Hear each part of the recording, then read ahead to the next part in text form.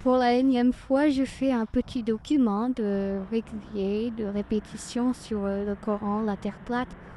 D'une manière générale, d'ailleurs, les livres religieux et la Terre plate, pour repréciser à quel point ces livres se trompent de manière quasi absolue. Je suis obligée de mettre le mot quasi parce qu'ils sont toujours dans l'esquive. Mais je remarque que souvent, les gens oublient à quel niveau, enfin, comment on voit l'erreur sans discuter du contenu, mais en discutant de ce qui n'est pas présent dans le contenu. Il n'était pas difficile à Allah de dire la vérité qu'il y avait 8 planètes dans le système solaire, que ces planètes tournaient autour du Soleil, que le Soleil avait un diamètre environ, fois celui de la Terre. Non, pas vraiment 100 fois.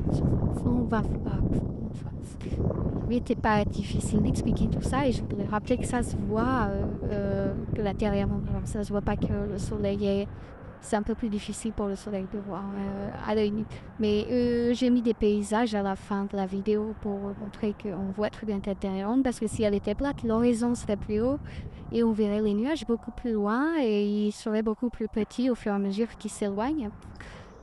Donc vous pouvez voir que la Terre est ronde tous les jours et en plus, cerise sur le gâteau, vous pouvez mesurer à 100% près, enfin à 50% près, c'est-à-dire que vous pouvez faire une erreur du simple au double, mais pas du simple au fois 100. Vous pouvez mesurer son diamètre.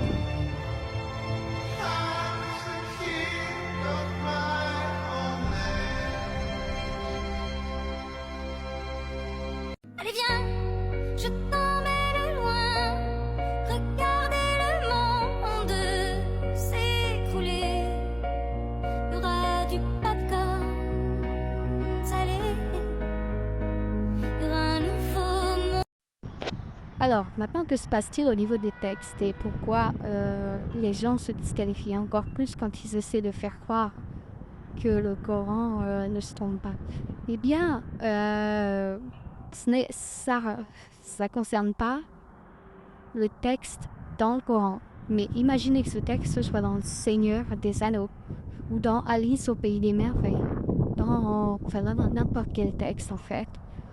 Tout le monde, même les musulmans, diraient que ce texte affirme que la Terre est plate. Pourquoi ils tergiversent? Pourquoi ils utilisent des arguments d'avocats hypercritiques? Eh bien, l'hypercritique, c'est une technique. Google et c'est un faux ami. Parce que c'est le Coran.